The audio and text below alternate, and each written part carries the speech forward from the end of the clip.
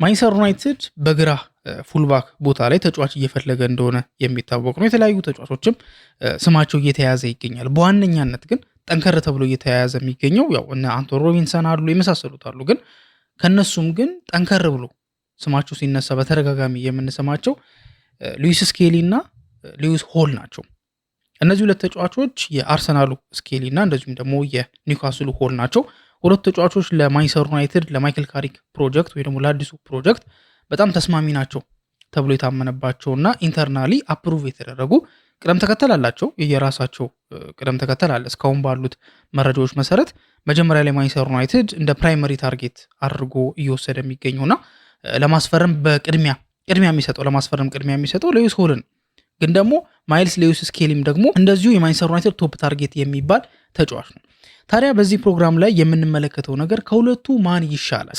የስኬሊ ጉዳይ ያለበትን ስለ ሉዊስ ሆል ተደጋጋሚ ፕሮግራሞችን ሰርተናል። ስለ ስኬሊም ደግሞ ያለበት ሲቹዌሽን እንደዚሁም ደግሞ ማን የተሻለ ነው፣ ሉዊስ ስኬሊ ይሻላል ወይንስ ደግሞ ሆል ነው የሚሻለው የሚለውን ነገር በዚህ ፕሮግራም በስፋት ለማየት እንሞክራለን። ሁለተኛው ርዕሳችን ደግሞ የሚሆነው በማንቸስተር ዩናይትድ ቤት ውስጥ ኦልሞስት ማለት በውሰት እየወጣም እየተመለሰም ሊሆን ይችላል ወደ 5 ዓመት ያክል ኮንትራቱን ጨርሶ የወጣው ጄደን ሳንቾ በዚህ ሰዓት ላይ ክለብ አቶ በ10ኛ ዲቪዚዮን ክለብ ውስጥ በእንግሊዝ 10ኛ ዲቪዚዮን ላይ የሚገኝ ክለብ ውስጥ ትሬኒንግ እያደረገ ነው የሚገኘውና ሳንቾ ለምንድን ነው እዛ ትሬኒንግ እያደረገ የሚገኘው? አጠቃላይ ስለዚህ ጉዳይ ያለው ነገር ምን ይመስላል የሚለውን ነገር በስፋት ለመመልከት እንሞክራለን። ሶስተኛና የመጨረሻው ርዕሳችን ደግሞ የሚሆነው በማይክል ካሪክ ውሳኔ ቺዶ ኦቢ ከማንቸስተር ዩናይትድ ጋር ሊለያይ እንደሆነ የተለያዩ የመረጃ ምንጮች እየዘገቡ ይገኛል። እንደምታውቁት በፕሪሲዝን ጨዋታዎች ላይ ቺዶ ኦቢ ኢንቮልቭ እያደረገ አይደለም፣ ወይ ደግሞ የሚጠበቅበትን ያክል እድል እየተሰጠው አይደለም እየተመለከት ነው የምንገኘው አይደለ። ስለዚህ ማንቸስተር ዩናይትድ ከቺዶ ጋር ለመለያየት ወስኗል የሚሉ መረጃዎች እየወጡ ይገኛሉ። ግን ለመለያየት ወስኗል ማንቸስተር ዩናይትድ ሲባል ፐርማነንትሊ ወይም ደግሞ እስከ መጨረሻው ድረስ ከቺዶ ኦቢ ጋር ይለያያል የሚል መረጃዎች ሳይሆኑ እየወጡ የሚገኙት በውሰት ውል ማለትም ለ1 ዓመት በሚቆየው ውሰት ውል ይሄ ተጫዋች ወደ ሌላ ክለብ ሊሄድ የሚችልበት እድል አለ ተብሎ እየተነገረ ይገኛል። ስለዚህም ጉዳይ ያለውን ነገር ለማየት ለመመልከት እንሞክራለን ማለት ነው። ሰላም፣ እንዴት ናችሁ ውድ የቻናላችን ተከታታዮች? ዕለታዊው የትንታኔ ፕሮግራማችን ላይ ነው የምትገኙት። አሁን በጠቀስኩላችሁ 3 ርዕሶች ላይ ተመርኩዘን እንግዲህ የተለያዩ ሀሳቦችን የምናነሳ ነው የሚሆነው። በእነዚህ 3 ርዕሶች ዙሪያ ታዲያ ሰፋ ያለ መረጃ የምትፈልጉ ከሆነ ይህንን ቪዲዮ እስከ መጨረሻው ድረስ እንድትከታተሉት እጋብዛችኋለሁ። ታዲያ ለዚህ ቻናል አዲስ ከሆናችሁ ሰብስክራይብ ያደረጋችሁ ቤተሰብ መሆናችሁን እንዳትረሱ። አዲስ ካልሆናችሁና ኦልሬዲ ሰብስክራይብ ካደረጋችሁ ደግሞ ሼር በማድረግ ላይክ በማድረግ ኮሜንት ላይ የተሰማችሁን ነገር በማጋራት ከኛ ጋር ያላችሁን አብሮነት እንድታሳዩን ለማስታወስ እፈልጋለሁ። መልካም ቆይታ።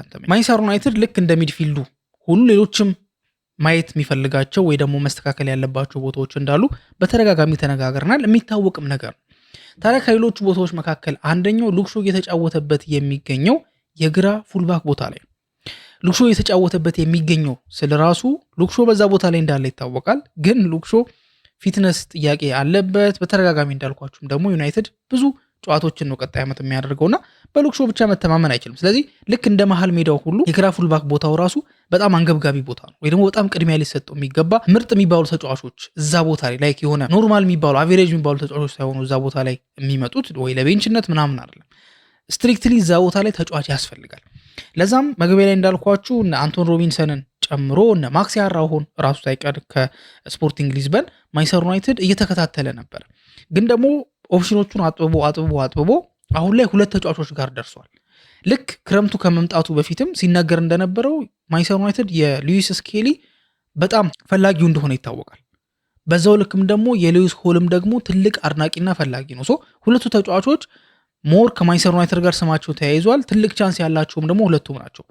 አንድ የሚያደርጋቸው ነገር ምን መሰላችሁ? ስኬሊም ሆነ ሆል ከክለቦቻቸው የስኬሊ አርሰናል፣ የሆል ደግሞ ኒውካስል ዩናይትድ መልቀቅ አይፈልጉም። ሁለቱንም ተጫዋቾች መልቀቅ አይፈልጉም፣ ማስወገድ አይፈልጉም። ግን ዩናይትድ ግን እነዚህ ተጫዋቾች ላይ ጠንከር ብሎ ሄዷል። ታዲያ ከሁለቱ ማን ይሻላል የሚለውን ነገር በደንብ ለመመልከት እንሞክራለን።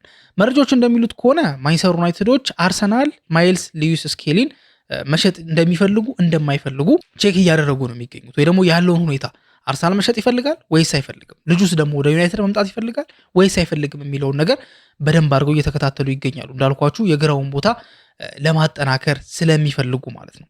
ታዲያ አሁን ያለው ሲቹዌሽኑ በሉዊስ ስኬሊ እና በማንቸስተር ዩናይትድ መካከል ያለው ሲቹዌሽን ገና እንደ ምንድን ነው እንደ መነሻ ነገር ነው እንጂ ምንም የተደረሰበት ነገር የለም። ከምንም በላይ ደግሞ አርሰናሎች ይህንን ተጫዋች ኪፕ ማድረግ ይፈልጋሉ ወይም ደግሞ ማቆየት ይፈልጋሉ። ለቀጣይ ዓመት የአርቴታ ፕሮጀክት ይሄ ልጅ አስፈላጊ ነው ተብሎ ስለሚታሰብ መሸጥ አይፈልጉም። ዩናይትድም ደግሞ ይሄ ልጅ በፍላጎት ደረጃ ነው እንጂ እስካሁን ድረስ ከአርሰናል ጋር ምንም የተደረገ ንግግር የለም። አርሰናልም ደግሞ ልጁን ለመሸጥ ምንም አይነት ኢንተረስት አላሳየም እስካሁን ድረስ። ግን ዘ ኢንዲፔንደንት የተባለው ኒውስ አውትሌት ወይም ደግሞ ተነባቢ ጋዜጣ እንዳወጣው ወይም ደግሞ ሪፖርት እንዳደረገው ከሆነ ማንቸስተር ዩናይትዶች የዚህ 19 ዓመት ወጣት ፈላጊ እንደሆኑ አሁን አይደለም ይሄ ፍላጎታቸው የጀመረው። እንዳልኳችሁ ኢቨን ምንድነው ትራንስፈር ዊንዶ ከመከፈቱ በፊት ራሱ ማንቸስተር ዩናይትዶች ሉዊስ ስኬሊን ይፈልጉት ነበር። ሶ ቀድሞ የነበረ ፍላጎት ነው እንጂ አሁን ላይ ደንግጠው ማንቸስተር ዩናይትዶች ፓኒክ ላይ ሆኖ አይደለም። ሲጀመር አሁን ያለንበትን ወር ማንቸስተር ዩናይትዶች ፓኒክ የሚያደርጉበትም አይደለም። ስቲል ታይም አለ፣ ተረጋግተው የሚያስቡበት የሚወስኑበት፣ ማነው ቀጣይ ታርጌታችን የሚሉበት አለና ድንገታዊ ነገር አይደለም። ግን ይሄ ልጅ ግን ለረጅም ጊዜ ዩናይትዶች ሲከታተሉ ስለነበረ ኳሊቲዎቹን ያሉትን ነገሮች እንዳለ በደንብ አድርገው ያውቁታልና የተጠና ዝውውር ነው ብለን መናገር እንችላለን። ሉዊስ ስኬሊ በ2024-25 የውድድር ዘመን ነበር የአርሰናልን ፈርስት ቲም ወይ ደግሞ የመጀመሪያ ቲም ዋና ቲሙን ተቀላቅሎ ወይም ወደዛ አድጎ መጫወት የቻሉ። ጥሩ ፐርፎርማንሶችን ነበር ሲያደርግ የነበረው። ከማንቸስተር ሲቲ ጋር በነበረው ፐርፎርማንስ ላይ አርሰናል ማንቸስተር ሲቲን 5 ጎል አስቆጥሮ ባሸነፈበት ጨዋታ ላይ ሉዊስ ስኬሊ ጎል አስቆጥሮ ነበር። እንዲሁም ሁላችንም እንደምናስታውሰው ከሃላንድ ጋር የሆነ አይነት ቢፍ ውስጥ ገብተው እንደነበር ራሱ እናስታውሳለን። 2024-25 የውድድር ዘመን ላይ ሉዊስ ስኬሊ ራሱን እንደ ፈርስት ቲም ፕሌየር ስታብሊሽ ያደረገበት ሲዝን ነው ተብሎ ይታሰባል። ግን ደግሞ ከዛ በኋላ ያለው ማለትም አሁን የጨረስነው 2025-26 የውድድር ዘመን ግን ለሉዊስ ስኬሊ ጥሩ ጊዜ አልነበረም። ምክንያቱም ለዋናው ቲም የሚጫወትበት ታይም በጣም ሊሚትድ ሆኖ ነበር። በዛ ቦታ ላይ ሂንካፔ ሞር እድል ይሰጠዋል፣ በዛ ቦታ ላይ ካላፊዮሪ ሞር እድል ይሰጠዋል። ግን ለሉዊስ ስኬሊ ግን እድል በጣም አንሶ ነበር። ወዲያው ግን በዚሁ ዓመት ላይ በዚህ 2025-26 የውድድር ዘመን ላይ ግን ይሄ ነገር ተስተካክሎ ወደ መጨረሻው አካባቢ ላይ ከአርሰናል ጋር ወሳኝ የሚባሉ ምዕራፎች ላይ የዋናው ቲም ተሰላፊ ሆኖ ሲጫወት ተመልክተነው ነበር። የቻምፒየንስ ሊግ ፍጻሜ ጨዋታን ጨምሮ ከፓሪስ ሴን ጀርሜን ጋር በነበረው ጨዋታ ጨምሮ ይሄ ልጅ ፊቸር ያደረገባቸውን አጋጣሚዎች ተመልክተን ነበር። ባለፉት ዓመት ላይ ወይም ደግሞ የጨረስነው ዓመት ላይ ወደ መጨረሻ አካባቢ ላይ ራሱን መልሶ ስታብሊሽ ማድረጉ አርሰናሎች ይሄ ልጅ መሸጥ እንዳይፈልጉ አድርጓቸዋል። ከዛ በፊት ግን ታስታውሱ እንደሆነ በተለይ ለዋናው ቲም የሚያደርገው ጨዋታ በቀነሰበት ሰዓት ላይ ይሄ ልጅ የመውጣት እድሉ በጣም ከፍ ብሎ ነበር። አርሰናልም ደግሞ ይሄ ልጅ ለመሸጥ ያን ያህል አጥብቆ አይዝም ተብሎ ይታመን ነበር። ለምን ለዋናው ቲም እየተጫወተ አይደለም። ይሄ ልጅ 2024-25 የውድድር ዘመን ላይ በነበረበት አቅም መቀጠል አልቻለም። ስለዚህ እሱን ሸጠው በሰዓቱ ጥሩ እየተጫወቱ የሚገኙት እነ ካላፊዮሪ ሂንካፔን ለመጠቀም አስበዋል የሚሉ መረጃዎች ወጥተው ነበር። ነገር ግን እንዳልኳችሁ ራሱን መልሶ ለዋናው ቲም ስላበቃ አርሰናሎች ይህ ልጅ ለመሸጥ ፍላጎት አይኖራቸውም የሚል ሀሳብ ሊነሳ የቻለው ከዛ አንጻር ነው። አሁን መግቢያ ላይ እንዳነሳሁትና ርዕሳችን ላይ እንደተጠቀምነው ትልቁን ጥያቄ ለማንሳት ወይም ደግሞ ለመመለስ እንሞክር። ማን ነው የሚሻለው ከሁለቱ ተጫዋቾች? ከማይልስ ሉዊስ ስኬሊ እና ከሉዊስ ሆል የትኛው ነው የሚሻለው? ለማንቸስተር ዩናይትድ የትኛው ነው መፈረም ያለበት የሚል ጥያቄ ይነሳል። በነገራችን ላይ ይሄኛው ሐሳብም በኮሜንት ላይ የተቀመጠልን ጥያቄ ነበር። ከጥያቄዎቹ መካከል አንደኛው ነውና ለዛም ነው ለማንሳት የፈለግኩት። አሁን ማን ይሻላል የሚለውን ነገር ከመወሰናችን በፊት እነዚህ ሁለት ተጫዋቾች ወደ ማንቸስተር ዩናይትድ ቤት ሲመጡ ምን አይነት ስራዎችን ነው የሚሰሩት ወይ ደግሞ ምን አይነት አማራጮችን ይሰጣሉ የሚለውን ነገር ለማየት እንሞክር። ለማንቸስተር ዩናይትድ ቀዳሚ ታርጌት የሆነውና ረጅም የዜና ዘገባዎች ላይ የነበረው ሉዊስ ሆል ስለነበረ ከሉዊስ ሆል እንጀምር። ሉዊስ ሆል ምን አይነት ተጫዋች ለኒውካስል ዩናይትድ ምን አይነት አጫወትን ነው ሲጫወት የነበረው? ሉዊስ ሆል ሞሮፍ ዲፌንሲቭ አክሽኑ በጣም አሪፍ የሚባል ተጫዋች ወይ ደግሞ ዲፌንሲቭሊ በሚጫወትበት ሰዓት ላይ ጥሩ መከላከል የሚችል ተጫዋች። ኤዲሃው በኒውካስል አሰልጣኝነት ዘመኑ ላይ በተለይም ደግሞ በመጨረሻው ዓመት አሁን በጨረስነው 2025-26 የውድድር ዘመን ላይ ይሄ ልጅ እንደ መሃል ተከላካይ ሁሉ አድርጎ ሲያጫውተው ነበር። አሁን ይኸውላችሁ እንደ መሃል ተከላካይ ተደርጎ ሲጫወት አንድ ተጫዋች ያለው ዲፌንሲቭ አክሽን ምን ያህል ምርጥ እንደሆነ ማሳያ ነው። ለምሳሌ ሌሎች ፉልባኮችን መጥቀስ እንችላለን አይደለ? ለምሳሌ ትሬንት አሌክሳንደር አርኖልድን ብትወስዱት ትሬንት አሌክሳንደር አርኖልድ ምናልባት በቀኝ በኩል ባለፉት 10 ዓመታት ወይ 5 ዓመታት ብናነሳ አሉ ከሚባሉት የአውሮፓ በተለይ ደግሞ በየርገን ክሎፕ ጊዜ ምርጥ ከሚባሉ ፉልባኮች መካከል የሚጠቀስ በቀኝ በኩል የሚያደርጋቸው እንቅስቃሴዎች በጣም አስደናቂ ስለሆኑ ምርጥ ከሚባሉ ፉልባኮች መካከል እንጠቅሰዋለን። ግን የትሬንት አሌክሳንደር አርኖልድ እንደ ድክመት የሚነሳው ነገር ምኑ ነው? የመከላከል ብቃቱ ነው።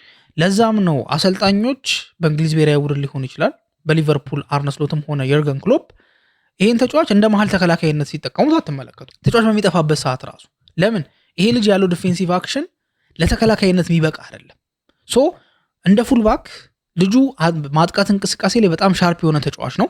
ማለትም ፓሶቹ በጣም የሚያስደንቁ ናቸው። የሚያደርጋቸው ክሮሶች በቃ በጣም የሚያስደነግጡ አይነት ክሮሶችን የሚያደርግ ተጫዋች ነው። መከላከል ላይ ግን ችግር አለ። እንዲሁም ሮይ ኪን እኮ ትሬንት አሌክሳንደር አርኖልድ ሲከላከል እንደ ታችኛው ዲቪዚዮን ተጫዋች ነው የሚከላከለው ሁሉ ብሎ ወርፎት ነበር። ያው ሮይ ኪን ብዙ ጊዜ ወደ ኤክስትሪም ይሄዳል፣ ግን ደግሞ ምንድነው ከውሸት ላይ ግን አይደለም ቤዝድ ሆኖ ይሄን ነገር የተናገረው። ኦፍኮርስ ትሬንት በሚከላከልበት ሰዓት ላይ በጣም መጥፎ ተጫዋች ነው። ሲያጠቃም ግን በጣም ነው በቃ የመከላከል ድክመቱን እጥፍ አድርጎ ነው የሚከፍለው። ሶ ይሄ ተጫዋች ተከላካይ ቦታ ላይ ሲሰለፍ አትመለከቱት። አንድ ተጫዋች ግን በፉልባክነት ሚናው ላይ እንደ ተከላካይም ተደርጎ የሚጫወት ከሆነ የመከላከል እንቅስቃሴ ወይ ደግሞ የመከላከል ችሎታው በጣም ምርጥ ነው ማለት። አሁን ለምሳሌ ጁሪያን ቲምበርን መውሰድ እንችላለን። ቲምበር ፉልባክም ሆኖ መጫወት የሚችል ተጫዋች ነው። ፉልባክ ሆኖ ሲጫወት እናውቀዋለን፣ ተከላካይ ሆኖም ደግሞ ሲጫወት እናውቀዋለን። ይሄ ልጅ አያክስ በነበረበት ሰዓት ላይ ተከላካይ ሆኖ ይጫወታል። ይሄ ማለት ምን ማለት ነው? ይሄ ልጅ መከላከል ዲፌንሲቭ አክሽኑ ምርጥ ነው ማለት ነው። ፉልባክ ሆኖ አሁን የማጥቃት እንቅስቃሴው መጥፎ ነው ማለት አይደለም፣ ግን ዲፌንሲቭ አክሽኑ በጣም ምርጥ ስለሆነ ክለቦች፣ አሰልጣኞች ይሄንን ተጫዋች እንደ መሃል ተከላካይ አድርገው ራሱ ቢጠቀሙት ሪስክ አይደለም ወይ ደግሞ ምንድነው ሪዋርዲንግ መከላከል አቅሙ ጥሩ ስለሆነ ማለት ነው እያለን ብዙ ተጫዋቾችን ማንሳት እንችላለን። ከዛ በኋላ ወዴት እንመጣለን መሰለህ? ወደ ሉዊስ ሆል ከመምጣታችን በፊት ወደ አንድ ተጫዋች እንምጣ። ሉክሾ የመሃል ተከላካይ ሆኖ አልተጫወተም። ሉክሾ ኢቭን በሩበን አሞሪም በ3-4-3 ስትራክቸር ላይ ራሱ ከሶስቱ ተከላካዮች መካከል አንደኛው ሆኖ ሲጫወት ነበር። ሉክሾ ማጥቃት እንቅስቃሴው ምርጥ ነው አይደለ? ግን ሞሮፍ ግን የዊንግ ባክነትን ባህሪ ግን አያሟል። ስለዚህ ሞታር የሚጫወተው ወደ ተከላካይ ቦታ ላይ መለስ ይላል። ሶ ፉልባክ በሚሆንበት ሰዓት ላይ ዲፌንሲቭ አክሽኑ በጣም ምርጥ ነው። ስለዚህ አሁን ይኸውላችሁ በየትኛውም አጫወት ላይ ለምሳሌ በ3-4-3 አጫወት ላይ ትሬንት አሌክሳንደር አርኖልድን ከሶስቱ የመሃል ተከላካዮች አንዱ አታረጉትም፣ ዊንግ ባክ ነው የምታረጉት። ለምን? የማጥቃት እንቅስቃሴው ጥሩ ስለሆነ። ሞሮፍ ዊንግ ባኮች እንዲሁም አጥቂዎቹን ዊንግ ባክ ሲሆኑ እናውቃለን አይደለ? የአንቶኒዮ ኮንቴው ፕሪሚየር ሊግን ያሳካው የአንቶኒዮ ኮንቴው ቼልሲ እኮ ዊንግ ባኩ የነበረው ቪክቶር ሞሰስ ነበር። ሞሰስ በቀኝ በኩል ክንፍ የሚጫወት የክንፍ አጥቂ ነበር። ይሄ ልጅ ግን ደግሞ እንዳልኳችሁ ዊንግ ባክነት ሞሮፍ የማጥቃትን ኢንስቲንክት ስለሚፈልግ ወደዛ ቦታ ላይ መጫወት ይችላል። ሉክሾ ሞሮፍ መከላከሉም ደግሞ ጥሩ ነው በጣም። ስለዚህ የፉልባክነት ሚናው ላይ ፉልባክ ማለት ኦብቪየስሊ መከላከልም የሚችል ማጥቃትም የሚችል ነው፣ ወይ ደግሞ ማጥቃት የሚችል ተከላካይ እንደማለት ነው ፉልባክ ማለት። ዊንግ ባክ ደግሞ መከላከል የሚችል አጥቂ እንደማለት ነው በሌላ አማርኛ ማለት ነው። ሶ ይሄ አጨዋወት ሉዊስ ሆል ከሉክሾ ጋር ሼር የሚያደርገው ነው። ሾውን ካሪክ እንዴት ነው የሚጠቀመው? አሁን የመሃል ተከላካይ አያደርገውም፣ ግን ያው የጭንቅ ቀን ከመጣ ግን ማድረግ ይችላል። ሉዊስ ሆል ሞሮፍ የሾውን አይነት አጨዋወት የሚጫወት በጣም ፊዚካል የሆነ ተጫዋች ነው። መከላከል የዲፌንሲቭ አክሽኑ በጣም ምርጥ የሚባል ነው። ክሮሶቹ በጣም ሌታል የሚባሉ ናቸው። የኦቨርላፕ እንደዚሁም አንደርላፕ ራኖቹ ልክ እንደ ሉክሾ ሁሉ ምርጥ የሚባሉ ናቸው። ስለዚህ ሉዊስ ሆል ማለት ቴክኒካሊ ሉክሾ ወጣቱ ሉክሾ እንደ ማለት ነው ማለት እንችላለን። ገብቷችኋል አይደለ? ወደ ማይልስ ሉዊስ ስኬሊ ደግሞ በምንሄድበት ሰዓት ላይ ሉዊስ ስኬሊ ጥሩ ፉልባክ ነው፣ ግን ደግሞ የሉዊስ ስኬሊ ትልቁ ኳሊቲ ምን መሰላችሁ? ወደ መሃል እየገባ የሚጫወትበት አቅሙ። ስኬሊ በሚኬል አርቴታው አርሰናል ስር የሚሰጠው ሚና ከግራ ፉልባክነት ይነሳል። ከዛ በኋላ ወደ መሃል ይገባል። ከዛ ምን ይደረጋል? በ4-3 ለሚጫወተው ቡድን ወይ ደግሞ ለ4-3 ለሚጫወት ቡድን ልክ በአንድ ፒቮት አይደለም የሚሆነው 4-3 ሲሆን አንድ 6 ቁጥር ነው የሚኖረው። ሁለቱ ተጫዋቾች የሚሆኑ 8 ቁጥር ናቸው ሶስቱ አማካዮች መካከል። ያንን አንድ 6 ቁጥር ተጫዋች ይሄ ልጅ ወደ መሃል በሚገባበት ሰዓት ላይ ያግዘዋል። ከዛ ወደ ምን ይቀየራል? በደብል ፒቮት እንደሚጫወት ይሆናል። ስለዚህ ማይክል ካሪክ ይሄን አጫወት መጠቀም የሚፈልግ ከሆነ አብዛኞቹ ዘመናዊ አሰልጣኞች ይጠቀሙታል። ይሄን ነገር ፔፕ ጋርዲዮላ መጀመሪያ ተጠቅሞት አሳይቶናል። ሚኬል አርቴታ ይሄን ነገር ሲጠቀሙ ተመልክተናል። ኤንዞ ማሬስ ከቼልሲ በነበረበት ሰዓት ላይ ሪስ ጄምስን እና ማሎ ጉስቶን ቦታ እያቀያየረ ወደ መሃል እያስገባ እንደ አንድ 6 ቁጥር አርጎ ሲያጫወታቸው ተመልክተናል። ስለዚህ ማይክል ካሪክ ይሄንን መጫወት የሚፈልግ ከሆነ ከሉዊስ ሆል ይልቅ የሚሻለው ማይልስ ሉዊስ ስኬሊ ነው። ስለዚህ መያዝ ያለባችሁ ነገር ምንድን ነው? ከሁለቱ ማን ይሻላል የሚለውን ነገር ስናነሳ ካሪክ መጫወት የሚፈልገው እንዴት ነው? የሉክሾን ምትክ ነው የሚፈልገው ወይንስ ደግሞ ሌላ ፕሮፋይል ያለው ተጫዋች ነው የሚፈልገው? የሉክሾን ምትክ የሚፈልግ ከሆነ ሉክሾ በወጣቱና ሞር ፊት ሆኖ የሚፈልግ ከሆነ የሚጠቀመው ሉዊስ ሆልን ነው ወይ ደግሞ የሚሻለው ሉዊስ ሆል። ማይልስ ሉዊስ ስኬሊ ግን ከሉክሾ የተለየ ኳሊቲ ያለው ወይ ደግሞ የተለየ ፕሮፋይል ያለው ተጫዋች ነው። ወደ መሀል እየገባ መሀሉን ማገዝ የሚችል ተጫዋች ነው። ስለዚህ ያንን ደግሞ አይነት አጫወት የሚፈልግ ከሆነ ግን ማይክል ካሪክ የሚሻለው ሉዊስ ስኬሊ ነው። ይሄ ብቻ ግን አይደለም። ሉዊስ ስኬሊ ደግሞ በነገራችን ላይ ወደ መሀል እየገባ መጫወቱ ብቻ አይደለም፣ የመሀል ተጫዋች ሆኖ ሁላ መጫወት ይችላል። ስለዚህ ዩናይትድ መሀል ላይ ድክመት አለበት ካልን ይሄ ተጫዋች የሚመጣ ከሆነ ምናልባት ኢን አይዲያል ወርልድ ዩናይትድ ፌር በሆነ ፕራይስ እነዚህ ሁለት ተጫዋቾች የሚያገኛቸው ከሆነ ሁለቱም በአንድ ቡድን ውስጥ ሊጫወቱ የሚችሉበት እድል ሰፊ ነው። ሁለቱ ብቻ አይደለም፣ ሶስቱ ተጫዋቾች ሉክሾ፣ ሉዊስ ስኬሊ እና ሉዊስ ሆል አንድ ላይ ሊጫወቱ የሚችሉበት እድል አለ። እንዴት? ሉዊስ ስኬሊ መሀል ላይ መጫወት ይችላል ብያቸዋለሁ፣ 6 ቁጥር ቦታ ላይ እዛ ቦታ ላይ ይሆናል። ሉዊስ ሆል በግራ ፉልባክ ቦታ ላይ ይጫወታል። ሾ ደግሞ በግራ የመሀል ተከላካይነት ቦታ ሊጫወት ይችላል። ዩናይትድ ዲፌንሱ የሳሳ እንደሆነ ታውቃላችሁ። ሊሳንድሮ ማርቲኔዝ አሁን ጉዳት ላይ ነው ያለው። ሃሪ ማጓየር ለሃይ ላይን አጫወት የሚመች አይደለም። ከዛ ውጭ ደግሞ ማቲያስ ዴሊክት አሁንም በጉዳት ምክንያት የለም። ሶስት እንኳን ወሳኝ ልምድ ያላቸው ተከላካዮች ጠቀስኩላችሁ አይደለ? አቬሌብል መሆን ያልቻሉ ግን ደግሞ እነ አይረን ሄቨን አሉ፣ ሌኒዮሮ አሉ። ልምድ ግን ትንሽ ይቀራቸዋል። ሶ እንደዛ ነው። ሶ የትኛው ይሻላል የሚለውን ነገር ስንመለከት ካሪክ እንዴት ነው መጫወት የሚፈልገው ከሚለው ነገር አንጻር ማየት አለብን ብዬ አስባለሁ። የእናንተ ሀሳብ ምንድን ነው የሚለውን ነገር ደግሞ ኮሜንት ላይ ማስቀመጥ ትችላላችሁ፣ ከሁለቱ የትኛው እንደሚሻል ማለት ነው። ወደ ሁለተኛው እርሳችን ደግሞ በምንሄድበት ሰዓት ላይ ጄደን ሳንቾ በ2021 የውድድር ዘመን በ73 ሚሊዮን ፓውንድ ከዶርትመንድ ማንቸስተር ዩናይትድን ተቀላቅሎ ነበር። ከተቀላቀለ በኋላ ብዙ ተስፋ ነበር ተጥሎበት የነበረው። በእንግሊዝ ብሔራዊ ቡድን ብዙ ተስፋ ተጥሎበት ነበር። በማንቸስተር ዩናይትድ ሰዎች ብዙ ተስፋ ተጥሎበት ነበር። ማንቸስተር ዩናይትድ ደጋፊዎች ብዙ ተስፋ ተጥሎበት ነበረ። ለምን? አቅሙ በቀላሉ የሚተካ አይነት አልነበር። ብዙ ጊዜ የሚደጋገሙ ተጫዋቾች አሉ ማለት ኦርዲነሪ የሆነ አጫወት ኖሯቸው ጥሩ ተጫዋቾች እኮ ናቸው፣ ግን ኦርዲነሪ የሆነ አጫወት ኖሯቸው እነሱን ለመተካት አመታትን ወይም ደግሞ የሆነ ያህል ጊዜያቶችን መጠበቅ ላይኖርብን ይችላል። ግን ደግሞ አንዳንድ ተጫዋቾች ደግሞ አሉ። እነዛ ተጫዋቾች ደግሞ እነሱን ለመተካት የሆነ ያህል አመቶች መቁጠር መቻል አለባቸው። ለምሳሌ እንደነ ኔይማር አይነት ተጫዋቾች ያው ክሪስቲያኖ ሮናልዶ እና ሜሲ ላይክ ከዚህ በኋላም በነሱ ሌቭል ማለት ያላቸው ታለንት ያላቸው ችሎታ ሁሉ እንዳለ ሆኖ ግን ደግሞ ከ15 ዓመት በላይ በሃይ ስታንዳርድ ፉትቦል መቆየት የሚችል በነሱ ታለንት በነሱ ችሎታ በነሱ ዲሲፕሊን ያለ ተጫዋች ይኖራል ተብሎ ስለማይታሰብ እነሱን ወደ ጎን እናደርጋቸውና እንደነ ሃዛርድ አይነት ተጫዋቾች እነ ኔይማር አይነት ተጫዋቾች በቀላሉ የሚተኩ አይደል። ላይክ ሲምፕሊ ሌላ ተጫዋች መጥቶ የነሱን ቦታ የነሱን ሚና በቀላሉ የሚወጣበት አይነት ተጫዋቾች አይደሉ። ሶ ጄደን ሳንቾም ከነዛ መካከል ነበር ምንድነው ተካቶ የነበረው። ጀርመኖቹ እንዲሁም የሁደር ታለንት ይላሉ። ምናልባት ጀርመንኛው ትክክል ላልሆን ይችላል፣ ግን ምንድነው ዋንስ ኢን ጄኔሬሽን ወይ ደግሞ በክፍለ ዘመናት ወይ ደግሞ በትውልዳት አንዴ የሚባሉ አይነት ተጫዋቾች አሉ። ሶ ሳንቾ በሰዓቱ ያ ነበር ታስቦለት የነበረው፣ ተጠብቆም የነበረው በዛ መንገድ ነበር። አሁን ላይ ግን በሚገርም ሁኔታ ከማንቸስተር ዩናይትድ ጋር 2021 ነው የተፈራረመው ብያቸዋለሁ አይደል? 5 ዓመት ኮንትራት ነበረው። ዩናይትድ 1 ዓመት ኮንትራቱን ማራዘም ይችል ነበረ፣ ግን ከሳንቾ ጋር በጣም ቶክሲክ የነበረ ግንኙነት ስለነበረ ዩናይትድ ቶሎ ነው ማቋረጥ የፈለገው። ልክ 5 ዓመቱን ኮንትራት እንደጨረሰ ዩናይትድ እና ሳንቾ ተለያዩ። አሁን ሳንቾ ፍሪ ኤጀንት ነው።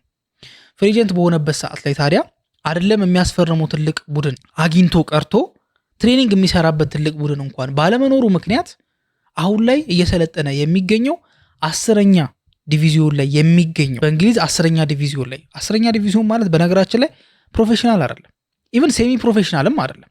10ኛ ዲቪዚዮን ላይ መገኘት ማለት በጣም ሎ ነው። ፍሊክስተን ኤፍሲ ይባላል። ፍሊክስተን ኤፍሲ ማለት ያላቸው ትሬኒንግ ግራውንድ ከማንቸስተር ዩናይትድ ትሬኒንግ ግራውንድ በጣም ቅርብ ነው። በጣም ቅርብ ለቅርብ ነው። እንዲሁም አንድ ጽሁፍ ላይ እንዲሁም በምን አይነት አገላለጽ ነው የሚገልጹት? የሆነ አንድ ድንጋይ ወርውራችሁ ያለበት ርቀት አለ አይደለ?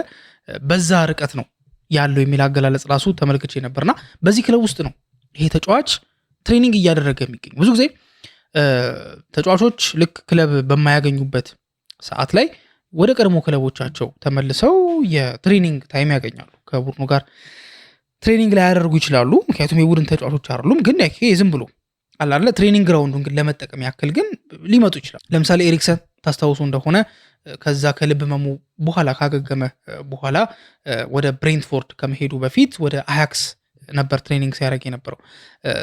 አይ ቲንክ ወደ ብሬንትፎርድ ከመሄዱ በፊት ነው አያክስ ትሬኒንግ ሲያደርግ የነበረውና ሌሎችም ደግሞ ተጫዋቾችም ደግሞ እንደዚሁ ወደ ቀድሞ ክለቦቻቸው እየመጡ ትሬኒንግ ሲያደርጉ ትመለከታላችሁ። ግን ሳንቾ ግን የቀድሞ ክለቦች አሉት። አስቶን ቪላ የቀድሞ ክለቡ ነው። ዋትፎርድ ያደገበት ክለቡ ነው። ሲቲም ያደገበት ክለቡ ነው። ማንቸስተር ዩናይትድ የቀድሞ ክለቡ ነው። ዶርትመንድ የቀድሞ ክለቡ ነው። ቼልሲ የቀድሞ ክለቡ ነው። አሁን የጠቀስኩላችሁ 6 አማራጮች እያሉት እንደው ምናልባት እነዚህ ትልልቆቹ እንኳን እምቢ ያሉት ቢባል ቢያንስ ዋትፎርድ እንኳን ሄዶ ትሬኒንግ ማድረግ ይችል ነበር። ግን አልሆነም። 10ኛ ዲቪዚዮን ላይ ለሚገኘው ኢቨን ሴሚ ፕሮፌሽናል እንኳን ላልሆነው ፍሊክስተን ኤፍሲ ሄዶ ትሬኒንግ እያደረገ ነው የሚገኘው። ሳንቾ አሁን ላይ በጣም ይሄ ምንድን ነው መጥፎ ከሚባለው ከማንቸስተር ዩናይትድ ጋር ከነበረው ግንኙነት በኋላ ነው እንግዲህ አሁን እንዳልኳችሁ ኮንትራቱን ጨርሶ አሁን ፍሪ ኤጀንት ለመሆን የቻለው። በተለያየ አጋጣሚ አሁን ወደ ጠቀስኩላችሁ ክለቦች የሄደበት አጋጣሚ ነበር። አሁን በሲቲ በነበረበት ሰዓት ላይ በነገራችን ላይ ከሲቲ ጋር ለመለያየቱ አንዱ ሪዝን ከሜዳ ውጭ በነበረው ባህሪ ነበር፣ በሚገርም ሁኔታ ማለት ነው። ዶርትመንድን በነበረበት ሰዓት ላይ በሚገርም ሁኔታ ከሜዳ ውጭ ያለው ዴዲኬሽን በጣም መጥፎ ነበር። ማንቸስተር ዩናይትድ እንዲሁም ከሚወቀስበት ነገር መካከል አንዱ ምን መሰላችሁ? ይሄ ሁላ ነገር እያለ እንዴት ነው ይሄን ነገር ቼክ ሳያደርግ ማንቸስተር ዩናይትድ ባክግራውንድ ቼክ ሳያደርግ ይሄንን ተጫዋች እንዴት ወደ ክለቡ ይቀላቅላል? ለምን ዩናይትድ ከዚህ ልጅ መጠቀም የነበረበትን ጥቅም አላገኘም? ልጁ የአቅም ማነስ ኖሮበት አይደል? ግን ምንድነው ያልቻለው ነገር ወይም ደግሞ ማነስ የነበረበት ነገር ምንድነው? ዲሲፕሊን የሚባል ነገር። በዛ ምክንያት ነው አሁን ላለበት እንጂ 73 ሚሊዮን ፓውንድ ማለት በነገራችን ላይ በጣም ብዙ ነው። አንድ ተጫዋች ባህሪው ሁላ ታይቶ ነው ይሄ ነገር የሚሰጠው። ግን 73 ሚሊዮን ፓውንድ የወጣበት ተጫዋች ማንቸስተር ዩናይትድ አይደለም አትርፎ ሊሸጠው ወይም ከሱ 50% ሊያተርፍ ወይ 25% ሊያተርፍ ቀርቶ በ100% ኪሳራ በነፃ ይሄ ልጅ ወጥቷል። አሁን ይኸውላችሁ ባለፉት ጊዜያቶች ላይ ሲያደርጋቸው ከነበሩት ነገሮች መካከል ጥሩ ባለመሆናቸው ምክንያት አሁን ላይ ፍሊክስተን ኤፍሲ በሚባለው ቡድን ትሬኒንግ ግራውንድ ላይ ነው ትሬኒንግ እየሰራ የሚገኘው። በነገራችን ላይ ይሄ ቲም ያለው ካፓሲቲ ማለት ላይክ ምንድን ነው ደጋፊ የሚይዘው ካፓሲቲ 2000 ካፓሲቲ ብቻ ነውና ምን ያህል በጣም ትንሽ እንደሆነ መረዳት እንችላለን። በነገራችን ላይ ፈንፋክት በ1995 ነበር ይሄ ቡድን የተመሰረተው እና መስራቹ ማን መሰላችሁ? የቀድሞ የማንቸስተር ዩናይትድ ሌጀንድ ትልቁ አሰልጣኝ ሰር አሌክስ ፈርጉሰን ነበሩ። ሰር አሌክስ ፈርጉሰን ነበሩ ፍሊክስተን የተባለውን ቡድን መስርተው በ1995 ሰንደይ ሊግ ጌሞችን እንዲያስተናግድ። ይሄ ምንድነው ሰንደይ ሊግ የሚባል ነገር አለ አይደለ? እኛም ሀገር የተለመደ ነው። እሁድ ሰው እስከ ቅዳሜ ይሰራና እሁድ ጠዋት ላይ ወጥቶ አካባቢው በሚገኘው ምንድነው ሜዳ ጨዋታዎችን ያደርጋል እና ቲሞች አሉ አይደለ? የሰንደይ ሊግ ቲሞች አሉ። ፕሮፌሽናቸው ሌላ የሆኑ ሰዎች ግን እሁድ ተሰባስበው የሚጫወቱበት አይነት ቲም እና ፍሊክስተን ማለት በነገራችን ላይ እንደዛ ማለት ነው። ሰንደይ ሊግ ቲም ነው መጀመሪያም ሲመሰረት። ግን አሁን ላይ ግን እንዲሁም ጃንዋሪ 2025 ላይ በ500,000 ፓውንድ ይሄ ክለብ ተገዝቶ አሁን ላይ ወደ ፕሮፌሽናል መንገድ ሊሄድ እያመራ እንደሆነ አንዳንድ መረጃዎች አሉ። ግን እስካሁን ድረስ ግን 10ኛ ዲቪዚዮን የሆነ ፕሮፌሽናል ያልሆነ ሰንደይ ሊግ የሚጫወት ደግሞ ሰንደይ ሊግ ቲም የሚባል አይነት ነው ማለት ነው። ሳንቾ አሁን ላይ ቀጣይ ኦፕሽኖቹን ለማየት እየሞከረ ነው የሚገኘው።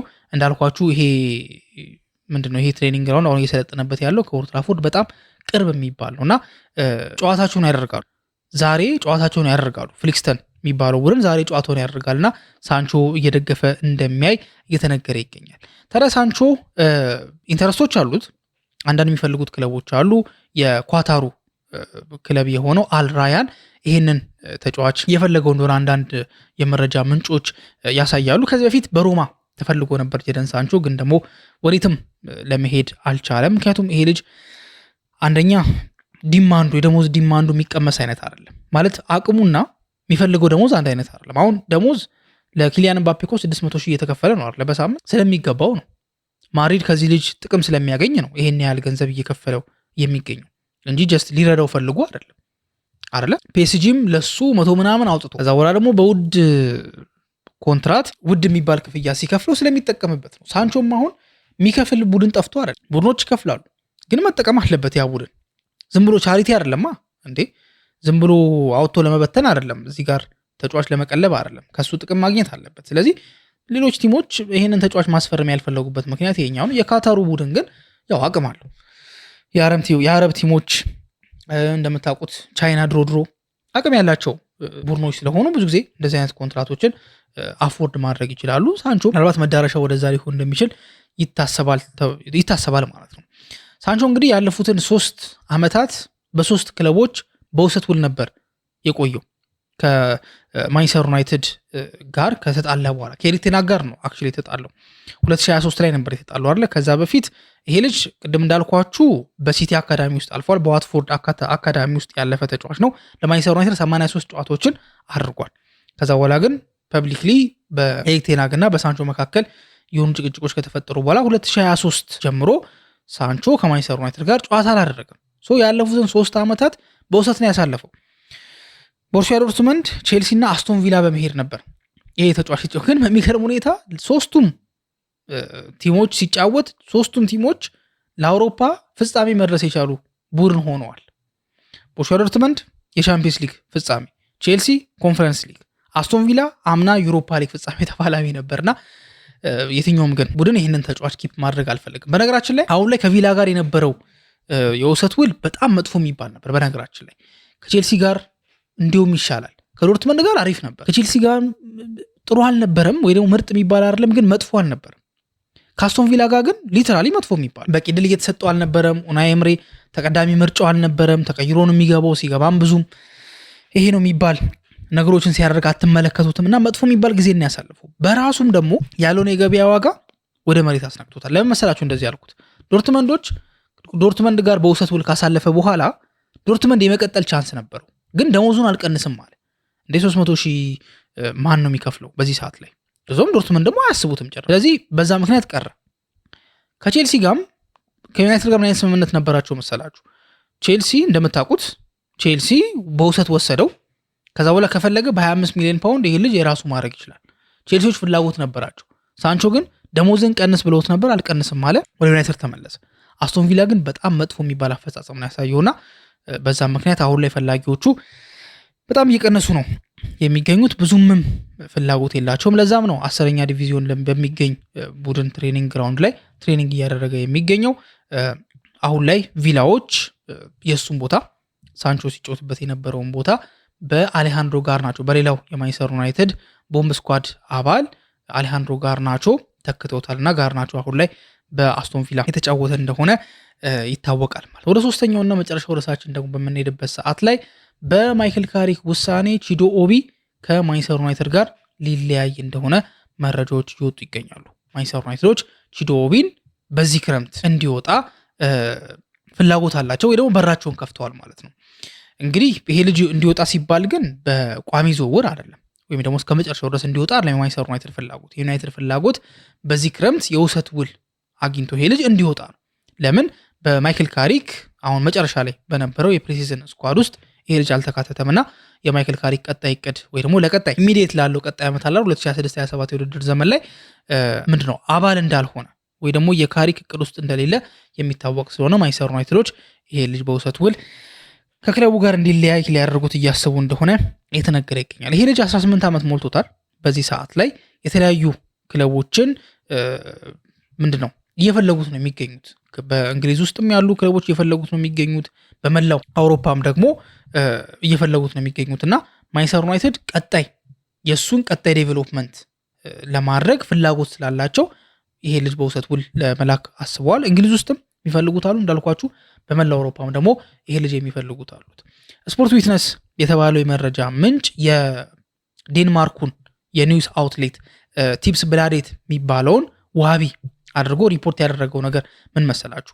ማንቸስተር ዩናይትዶች በዚህ ሰዓት ላይ ይሄ ልጅ በጊዜያዊነት ነው ከቡድናቸው መለየት የሚፈልጉት፣ ግን አንድ ትልቅ ኮንዲሽን አላቸው። ያም ኮንዲሽን ምንድን ነው? ትክክለኛው ኦፖርቹኒቲ ትክክለኛው እድል ከመጣ ብቻ ነው ማንቸስተር ዩናይትዶች ይሄ ልጅ ለመልቀቅ የሚፈልጉት። ትክክለኛ እድል ካልመጣ ይሄ ልጅ ለመልቀቅ ማንቸስተር ዩናይትዶች ፍላጎት የላቸውም። ለምን?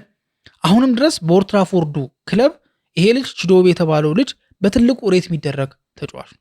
ግን ለጊዜው ግን ከፈርስት ቲም ፕላን ከማይክል ካሪክ ፈርስት ቲም ፕላን ውጪ ስለሆነ ይሄ ልጅ ሌላ እድል እንዲሞክር በሌላ መንገድ ነገሮችን እንዲያደርግና ሌላ ቦታ ያሉትን ነገሮች ቼክ እንዲያደርግ ተደርጓል ማለት ነው። ማለት እስካሁን አልወጣም፣ ግን ደግሞ ዩናይትዶች ግን ፍላጎት አሳይተዋል ወይ ደግሞ ዝግጁነት አሳይተዋል ማለት ነው። ይሄ ነገር ደግሞ በደንብ ክሊር የሆነው በቃ በደንብ ግልጽ የሆነው ያለው ነገር ግልጽ የሆነው በባለፈው ዊኬንድ ላይ ማንቸስተር ዩናይትድ አትሌቲኮ ማድሪድን ከኋላ ተነስቶ 2-1 አሸንፎ ነበር አይደለ? ሙሉ በሙሉ ፊት ነበር ይሄ ልጅ። ግን ከማንቸስተር ዩናይትድ ጋር ወደ ስቶክሆልም አልተጓዘም ነበር። እንደምታውቁት ማይክል ካሪክ የተለያዩ የአካዳሚ ተጫዋቾችን ይዞ እንደሄደ እንዳሳተፋቸውም ደግሞ የሚታወቅ ነገር ነው። ቺዶቢ ግን ፊት ሆኖ ጤነኛ ሆኖ ምንም አይነት ጉዳት ሳይኖርበት ከክለቡ ውጪ ከተደረገ ከፕሪሲዝን የማይክል ካሪክ ስኳድ ሊስት ውጪ ከተደረገ ለቀጣይ ዓመት የማይክል ካሪክ ፕላን ውስጥ የለም ማለት ነው። ስለዚህ ይሄ ነገር ግልጽ የሆነው ማይክል ካሪክ መጨረሻ ላይ ፊት ሆኖ ልጁን ባልተጠቀመበት ሰዓት ላይ ነው። ቺዶቢ ባለፈው ሲዝን ላይ አሪፍ የሚባል የአካዳሚ ቆይታን አድርጎ ነበር።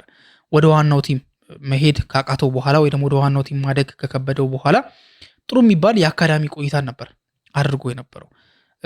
5 ጎሎችን በ6 ከ18 ዓመት በታች ማንቸስተር ዩናይትድ ቡድን ውስጥ በ6 ጨዋታ 5 ጎሎችን ማስቆጠር ችሏል።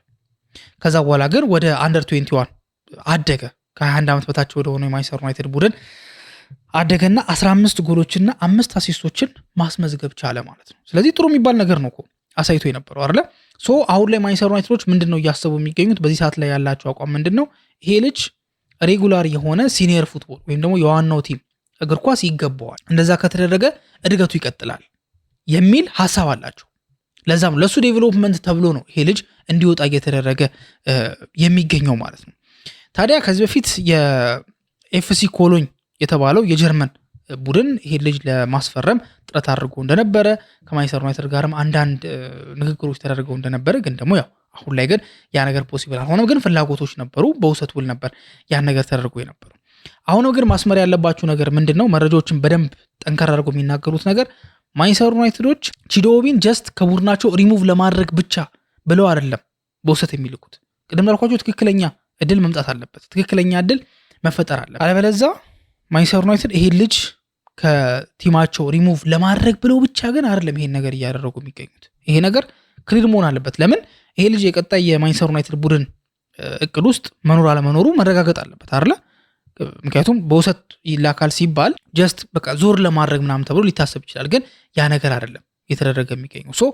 ዩናይትድ አሁንም ቢሆን አፕሩቭ የሚያደርገው የቺዶቢን ዝውውር ቀጣይ የሚያደርገው ይሄ ልጅ እንቅስቃሴ ለሱ እድሎችን የሚያስገኝለት ጥሩ ቡድን ነው ወይ የሚለውን ነገር ስትሪክትሊ ቼክ ካደረገ በኋላ ስትሪክትሊ ያን ነገር ካረጋገጠ በኋላ ብቻ ቺዶቢን ወደ ሌላ ክለብ የሚሸኘው ማለት ነው። እሱንም በውሰት ውል ማለት ነው።